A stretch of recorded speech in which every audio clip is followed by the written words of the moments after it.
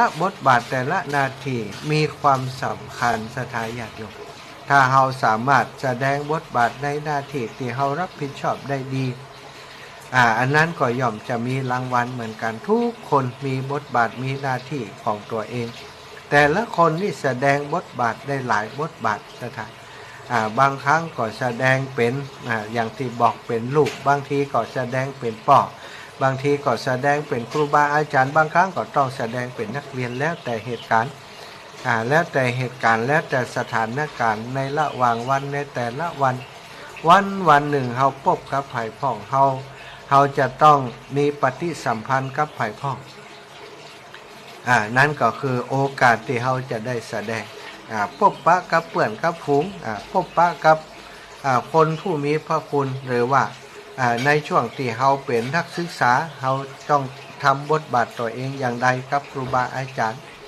ต้องมีความอ่อนน้อมถ่อมตัวอย่างใดบทบาทเป็นเจ้านายคนต้องทำอย่างใดต้องมีเมตตาต่อลูกน้องอย่างใดบทบาทในการเป็นลูกน้องเป็นทีมงานเป็นทีมงานเป็นอะไรอย่างก็แล้วแต่บทบาทเป็นหัวหน้าบทบาทของการเป็นลูกน้องบทบาทของการเป็นลูกจ้างการเป็นนายจ้างต่างๆแต่ละบทบาทนั้น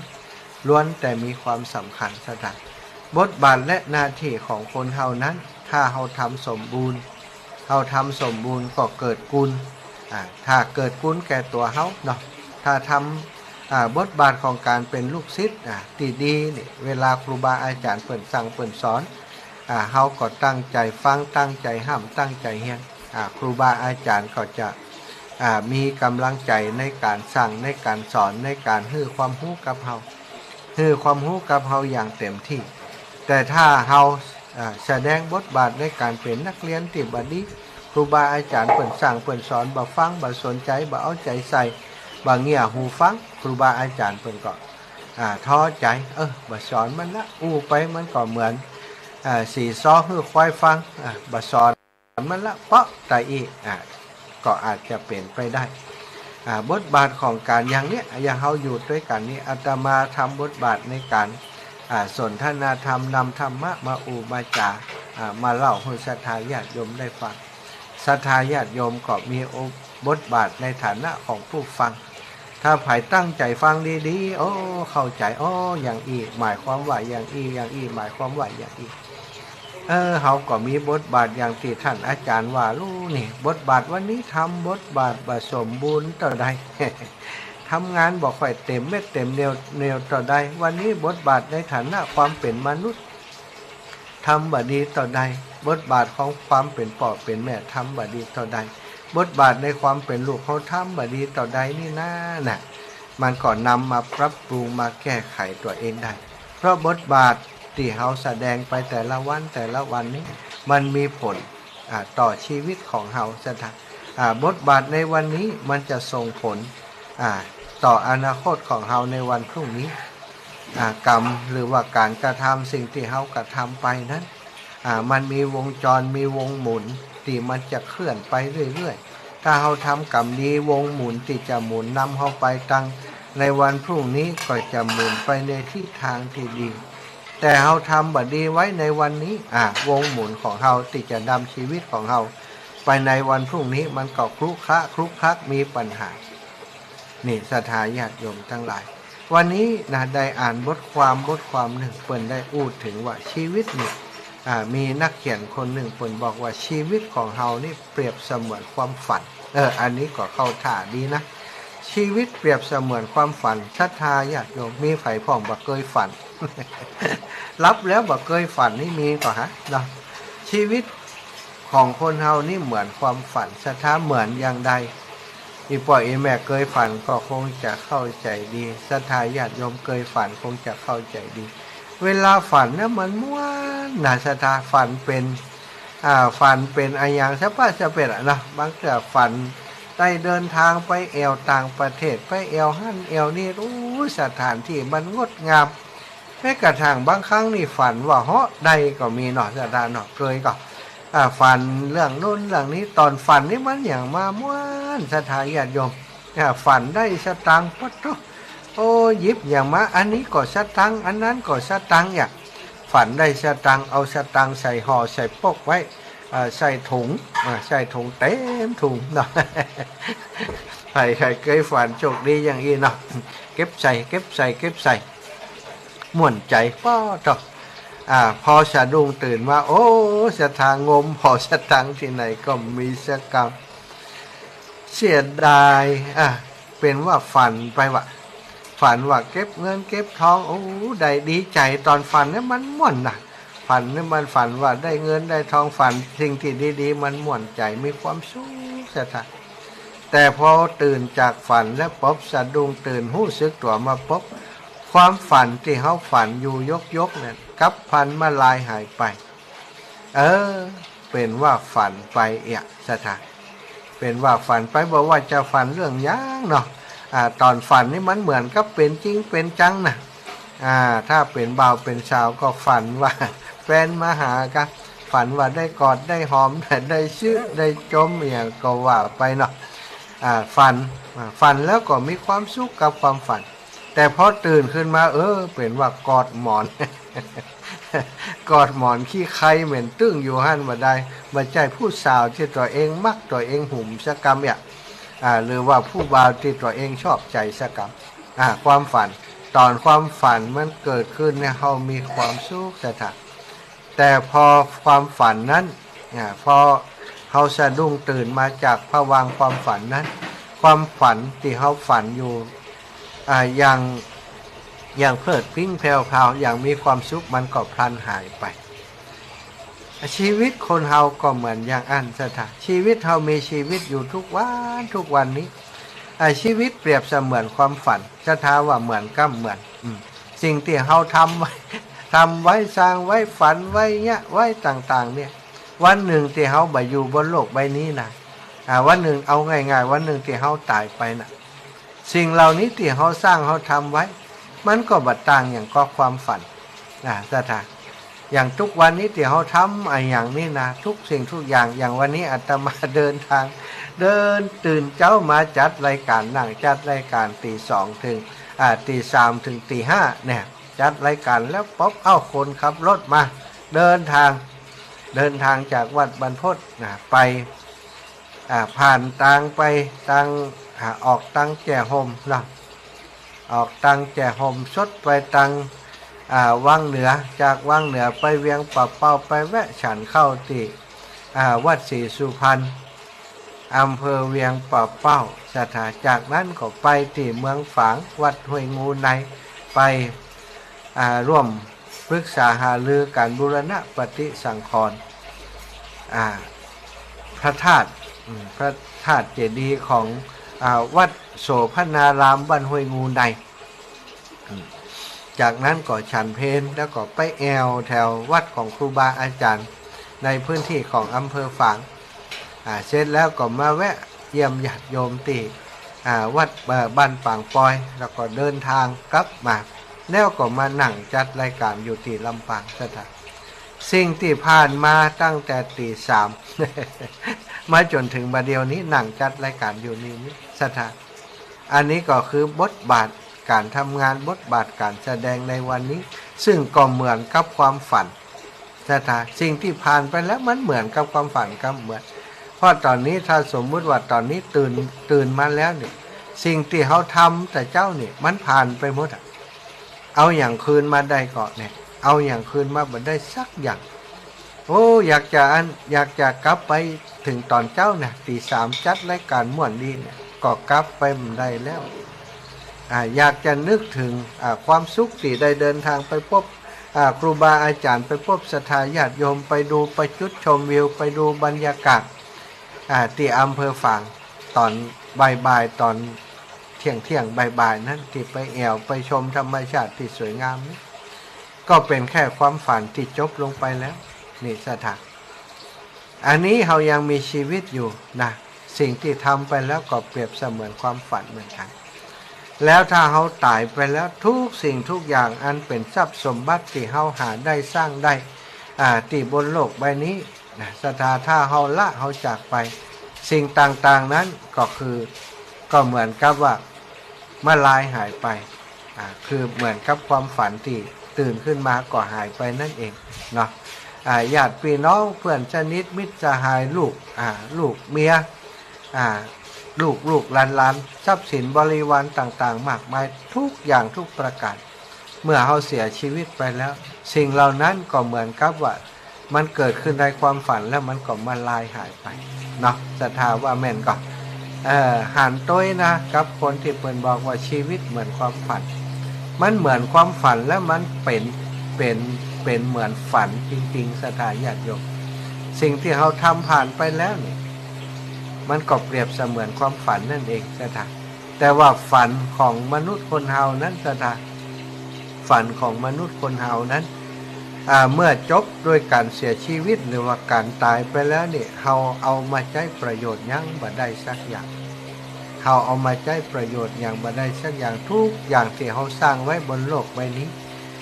ก็เหมือนกับที่สิ่งที่เขาจินตนาการเกิดขึ้นในความฝันของเขาสุดท้ายมันก็มาล้ายหายไปไม่อย่างสักอย่างนี่ศรัทธาญาติโยมแต่คนทั้งหลายส่วนใหญ่ก็บ่เข้าใจสิ่งเหล่านี้ชีวิตนี่เป็นจริงเป็นจังกับเรื่องของชีวิตมากมาย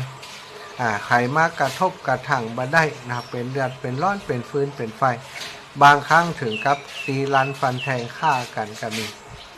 บ่เข้าใจว่าโอ้ชีวิตนี้จริงๆแล้วมันเกิดแก่เจ็บตายชีวิตเหมือนกับความฝันเฮาอย่างไปบ่ได้สักอย่างเฮาจะแย่งจะชิงจะสร้างฐานะหลักฐานมีกี่หมื่นล้านกี่แสนล้านกี่โกฏล้านก็ตามแต่สุดท้ายสิ่งเหล่านั้นทั้งมวลก็เปรียบเสมือนฝันของคนเฮาที่พอตื่นขึ้นมาก็มีอย่างสักอย่างแม้กระทั่งชีวิตตนตัวตนของเฮาที่ว่าเนี่ยนายคนนั้นนางคนนี้ชื่อนั้นชื่อนี้พอเสี่ยงชีวิตไป มันก็หายไปตามกาลจะมีคนจำเขาได้สักกี่วันกี่คืนกี่เดือนท่านศรัทธาญาติโยมกี่ปีสุดท้ายเนาะถ้าเปิ้นยังจำเขาได้อยู่วันหนึ่งเปิ้นตายไปก็คนหลังๆที่เกิดมาก็ไม่ไผฮู้จักล่ะชีวิตของเฮาเนี่ยหูบนี้โอ้อันนี้เป็นปูมอนเป็นอุ้ยมอนเป็นคนนั้นคนนี้เนี่ยก็เหมือนกับความฝันนั่นแหละนะที่เคยมีชีวิตอยู่แต่ว่าตอนนี้บ่อยู่แล้วนะจะมีอยู่หรือบ่มีบ่ฮู้นะแต่ว่าถ้ามีหูบยืนยันเป็นหลักฐานอยู่มีชื่อเสียงอยู่นี้ก็เคยมีชีวิตที่ผ่านมาแต่ก็ผ่านไปแล้วนะศรัทธาญาติโยมถ้าเขาเข้าใจสัจธรรมชีวิตว่าชีวิตเหมือนความฝันเนี่ยศรัทธาลองขึ้นพอเขาจะไปบาอย่างกับความฝันมันนักหนาเนาะก็ปล่อยมันไปตามความฝันของมันทำวันนี้ให้ดีที่สุดก็พอเพราะอย่างใดก็ตามสุดท้ายมันก็เป็นอดีตไปนั่นเองทำไมต้องทำให้ดีที่สุดพระพุทธเจ้าทรงตรัสว่าความชั่วอย่าทำเลยให้ท่านทั้งหลายทำแต่ความดีเถิดชื่อว่าความดีก็คือบุญชื่อว่าบุญนั้นทำให้จิตใจสุขสบายบ่มีความเดือดร้อนชื่อบุญนี่คือชื่อของคุณงามความดีซะค่ะถ้าในชีวิตของเฮาสร้างสมแต่สิ่งบดีทำแต่สิ่งบดีผลกระทบสิ่งที่จะย้อนรอยถอยหลังมาทดมาแทนมาตอกมาใส่เฮาก็คือความทุกข์อกทุกข์ใจถ้าเฮาต้องการความทุกข์อกทุกข์ใจก็ทำไปแล้ว ทำความบดีไปก็จะได้ความทุกข์อกทุกข์ใจเป็นรางวัลแน่นอนเนาะเพราะว่าความฝันในวันนี้สิ่งที่เฮากระทำในวันนี้มีผลต่อวันพรุ่งนี้แน่นอนอยากจะให้ผลดีเกิดอยากจะให้วันพรุ่งนี้เป็นวันดีๆของเฮาวันนี้ต้องทำความดีละอกุศลให้ได้อันอย่างที่เป็นอกุศลอันอย่างที่มันทำลายชีวิตคนอื่นทำให้คนอื่นเป็นทุกข์สถานเบียดเบียนผู้อื่นอันนี้คืออกุศลกรรมสิ่งใดที่ทำแล้วทำให้คนอื่นมีความสุขมีความสบายใจ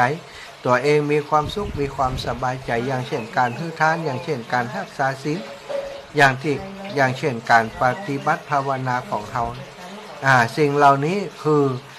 สร้างตัวเองให้มีความสุขทำให้คนอื่นมีความสุขเรียกว่ากุศลกรรมกุศลกรรมบท10ประการการบาฆ่าสัตว์การบาลักทรัพย์การบาพืชพิษในกรรมการฟังน้ำฟังธรรมการสนทนาธรรมตามการควนควายใน กิจกรรมการงานของส่วนรวมการขวนขวายในการเป็นผู้อ่อนน้อมถ่อมตนการขวนขวายกิจกรรมของพระพุทธศาสนาการเป็นผู้ที่มีสัมมาทิฏฐิสิ่งเหล่านี้เรียกว่ากุศลกรรมสถายะอยู่ถ้าอยากจะให้ความฝันของตัวเก่าฝันแล้วมีความสุขก็ทำคุณงามความดีสร้างบุญสร้างกุศลอยากจะเป็นคนดีนะก็เริ่มสร้างวันนี้คือดีแค่เขาอยากแล้วมาทำอย่างสักอย่างก็เหมือนกับอยากกินน้ำแล้วก็บายกแก้วขึ้นมาดื่มนะมันจะอิ่มมันจะหายกระหายได้อย่างไรเนาะชีวิตของคนเราก็เหมือนกันอยากจะมีความสุขก็ต้องเติมสิ่งที่เป็นความสุขเข้าไปในชีวิตของเราเติมอย่างใดอาจารย์เติมอย่างน้ำเติมอย่างน้ำมันนี่กะบ่ฮู้นะ เขาอู้อยู่นี่โลเนาะเติมคุณงามความดีเข้าไปศรัทธาญาติโยมสั่งสมคุณงามความดีเข้าไปทำทานช่วยเหลือผู้อื่นให้ความรู้กับผู้อื่นสิ่งเหล่านี้เรียกว่าการเติมคุณงามความดีให้กำลังใจคนอื่นช่วยเหลือคนอื่นคนที่เดือดร้อนอันนี้ก็เรียกว่าการสร้างคุณงามความดีแม้กระทั่งการสั่งสอนทำการนำสิ่งดีๆการบอกทางที่ดีบอกกลุ่มทรัพย์แก่คนทั้งหลายก็ถือว่าเป็นการสร้างสมคุณงามความดีเนาะศรัทธาญาติโยมวันนี้อูไปอูมาแงะก่อนนาฬิกาแล้ว 18:55 นาทีถ้าศรัทธาญาติโยมฟังทางวิทยุก็ 19:55 นาที เนาะวันนี้บัดได้โทรนะศรัทธาญาติโยมวันนี้บัดได้โทรหากันเนื่องจากว่าอาตมาจัดรายการล่วงหน้า1 ชั่วโมงเวลา 19 ถึง20นี้ต้องมีภารกิจที่จะต้องทำเนาะในหมู่บ้านในชุมชนบ้านเกิดของอาตมามีคนในหมู่บ้านเป็นเสียชีวิตเป็นคนที่บ้านไกลเรียงเคียงกันก็จะไปช่วยงานเปิดเหตุกรรมแล้วก็จะได้เดินทางกลับไปในเวียงถ้าเดินทางดึกนะก็อินดูคนขับรถเปิดตะคืนก็กว่าจะกลับมาถึงวัด23-24 นาฬิกาแจ้งว่าเจ้ามาตี 5ก็ขับรถแถมยาวไปถึงเมืองฝาง200 กว่ากิโลรวมแล้ว500 กว่ากิโลนะสถาไปกลับเนี่ยกลับไปถึงวัดบรรพตสถิตนี่500 กิโลก็เหนื่อยแกก็สงสารแกก็ถ้าดึกนี่ก็กอดแกจะลำบากก็เลยว่าจัดรายการเหตุก่อนก็เดียวก็ก่อยพอช่วงที่ออกรายการเนี่ยที่ศรัทธาฟังอยู่เนาะตอนนี้ศรัทธาฟังอยู่นี่อาตมาก็กำลังเดินทางเข้าเวียงเนาะ ความฝันเนาะความฝันและความจริงกับความฝันชีวิตคือละครบทบาทอยากจะเป็นตัวโกงก็เป็นคนเดียวเนอะศรัทธา อยากจะเป็นคุณนายตกโตก็เป็นอยากจะเป็นเจ้าแหววก็สร้างคุณงามความดีอยากจะเป็นคุณนายตกโตก็สร้างแบบคุณนายตกโต หลายคนอย่างอาจารย์คุณนายตกโตเป็นใดก่อนเล่าไปวันก่อนแล้วเนาะ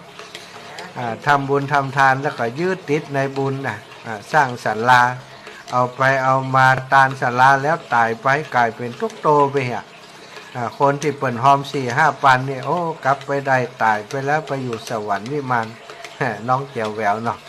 ศรัทธาญาติโยมจำได้แล้วเนาะว่าอาจารย์คุณนายตกโตม่วนดีนะว่าตลกดีเหมือนกันเนาะศรัทธาเนาะวันนี้ก็ขอบคุณทุกท่านทุกคนเนาะที่ติดตามรับฟังรายการวันนี้บัดได้โทรมาหากันวันพุธประกาศนิดหน่อยศรัทธาญาติโยมพี่น้องบันสีหมวดเก่าเนอะแม่บัวเย็นจันทบวันพุธได้คิวเนอะ ถนนเข้าไปตลาดดีแล้วยังวันพุธก็จะไปบิณฑบาตแถวบ้านสีหมวดเก่านะบ้านสีหมวดเก่าบ้านหนองยางโยมแม่บัวเย็นปะกันวันพุธสงสัยจะเจอแก่งฟักฝังแฮมละกันเนาะวันนี้ได้แล้วเนอะไปแก่งฟักฝังเมืองฝังศรัทธาญาติโยมเล่าเรื่องฟักฝังวันนี้มีหลวงพ่อเล่าให้ฟังโยมโทรไปถามว่าหลวงพ่อเจ้าคณะอำเภอฝางเพิ่นชอบกินนี่ คนที่หู้ใจหลวงพ่อเจ้าคณะอำเภอฝางหลวงพ่อเพิ่นชอบกินแกงฟักฝังว่ะเอาก็มานึกแล้วแหมคนก็บอกว่าท่านอาจารย์พระครูพิวัตรก็ชอบฟักฝังนะว่ะมักฟักฝัง อาตมาเลยบอกให้เปิ่นเฮาก็มักพักปัง แต่วันนี้บัดท่าเนื้อกินพักปังแล้วเปิ่นลอยพริกชะทาครบแก่นเดียวนี้กัดท้องอยู่นี่เอาล่ะเนาะเวลาหมดเวลาเนอะถ้าเวลายังมีเหลืออยู่ทางสถานีก็เปิดเพลงใส่เข้าไปจ่วยจิมกันแล้วกันเนาะก็ขอนำรายการจากลาศรัทธาญาติโยมเท่าแก่อีปออีแม่ทั้งหลาย